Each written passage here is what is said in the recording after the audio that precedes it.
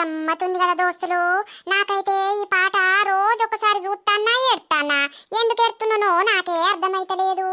ప్రేమించుడెందుకు ఇట్లా బాధపడేందుకు అనిపిస్తాంది. ఈ పాట రాసిర్రు, ఎంత సూపర్ రాసిర్రో. మీ గురించి నేను ఒకసారి వాడతా, ఎట్లుందో కింద కామెంట్ పెట్టుర్రి. నువ్వు పువ్వులు అల్లుకొని పోతున్నవే అత్తగారింటికి, నీ పువ్వులు జల్లుకొని పోతున్ననే కానే కాటికి. నువ్వు పువ్వులు అల్లుకొని పోతున్నవే అత్తగారింటికి, నీ పువ్వులు జల్లుకొని పోతున్ననే కానే కాటికి. పసుపు తానాలు నాకు పోయిస్తున్నారే, నీ పెదవుల సిరునవ్వైనే పూసే పోతానే.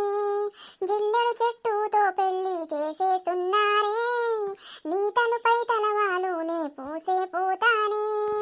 వెళ్ళిపోతున్నా ఇల్లు ఇడుపును అంతా విడిచి, మళ్ళస్తానో రానో ఈ తోవల నేనే నడిసి.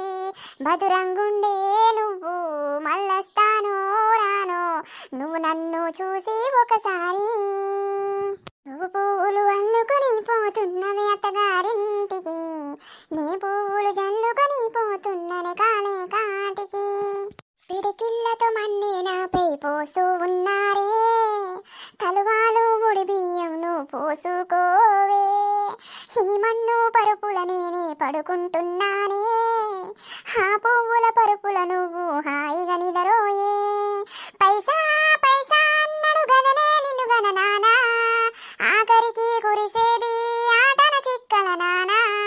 పరుగు పరుగు అంటూ తీస్తరి గదనే పరుగు, ప్రాణం పోయినంక మోగేదే డప్పుల దరువు. ఉండదనీకే హాని పిల్ల పాపాలతోని, హాయిగా బతికే నువ్వు వందేళ్ళు. నువ్వు పూలు అల్లుకొని పోతున్నవే అత్తగారింటికి, నీ పూలు జల్లుకొని పోతున్ననే కాలే కాటికి.